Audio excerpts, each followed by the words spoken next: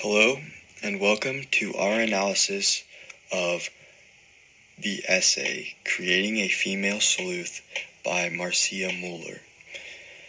For some background on our author, Marcia Muller. Marcia Muller was born in 1944, growing up in Detroit. She attended the University of Michigan, receiving a bachelor's in English and a master's in journalism. She worked as a journalist for Sunset Magazine and has written more than 20 books in the Sharon McCone series.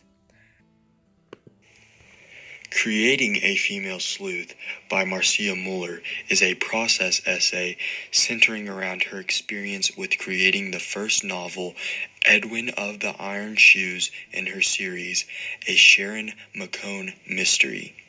She explains her process of creating her main character, Sharon McCone, from scratch, as there are very few female sleuths in the mystery novel world.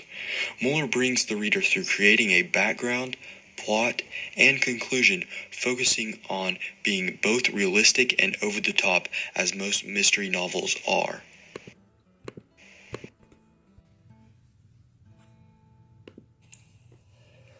One characteristic of a process essay is either directions on how to do something or an explanation of how something is done. The whole essay is explaining how Muller created a female sleuth from scratch. Another example of a characteristic of a process essay is chronological order. Muller explains the first steps she took when creating the female sleuth, Sharon McCone, to the last steps of creating her. The next step she took was the background of the female private eye and how she was raised and how she came about this job of being a private eye. Then Muller moves on to the character traits of Sharon McCone and how that plays a huge role into her personality and how she handles situations in her journey throughout being a private eye. And then Muller explains the setting that this series will take place in and the problems that McCone will face through this career as a female sleuth. Marcia Muller's ethos begins with her BA in English and her MA in journalism from the University of Michigan. There is also an example of ethos in the primary text where Muller states, "As I guide my sleuth through her second case." Muller 12. This shows that her first novel sold well, which led her to be writing a second, showing that she is a good author who knows what she's talking about. An example of pathos in Muller's essay is when she states, "Sharon's problems are those we've all experienced at one time. An affectionate but nosy mother who, fortunately, lives 500 miles away, the frustration of not finding a decent job after graduating from college with a sociology major, the lack of an interesting man in one's life, too high a rent for too small a studio apartment." Muller 6. This appeals to pathos because these are very common problems that are relatable to a large audience. The frustration caused by these problems in real life is brought to the surface by reading about them.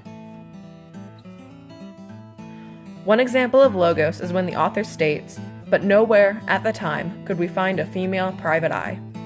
It was very rare back then to find a woman doing a quote-unquote man's job. Women back then were thought only to cook, clean, and take care of the children.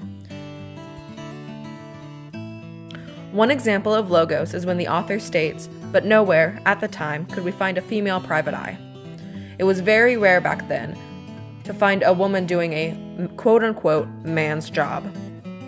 At this time, women were only just breaking into the workforce, and were still thought mainly to cook, clean, and take care of children. Even though the Equal Pay Act was instituted in 1963, the creation of Sharon McCone was quite a breakthrough in 1977. The purpose of the essay, Creating a Female Sleuth by Marcia Muller, is to show readers the steps taken to create her character, Sharon McCone. An example of diction is in paragraph 5 when Muller uses the word grapple. The word grapple brings to mind a more unfair, rowdy fight. This seems more on par with the fights we see in typical action spy movies, which is more on par with a mystery series.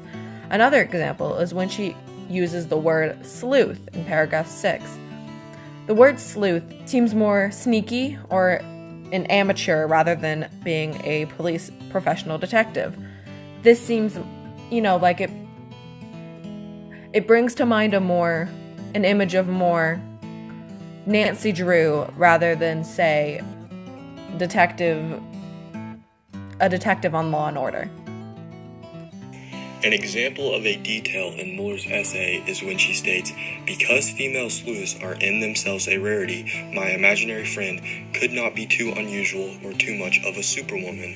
If modern readers, both male and female, were to identify with her." Muller 4.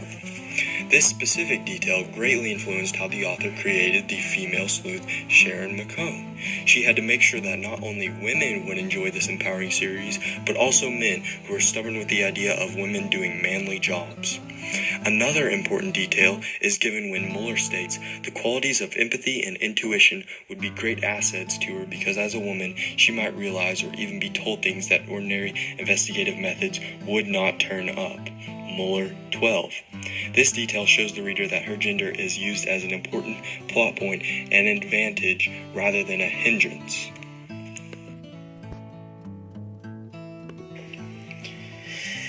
An example of imagery is when Muller states there were scores of male sleuths, both hard and soft-boiled.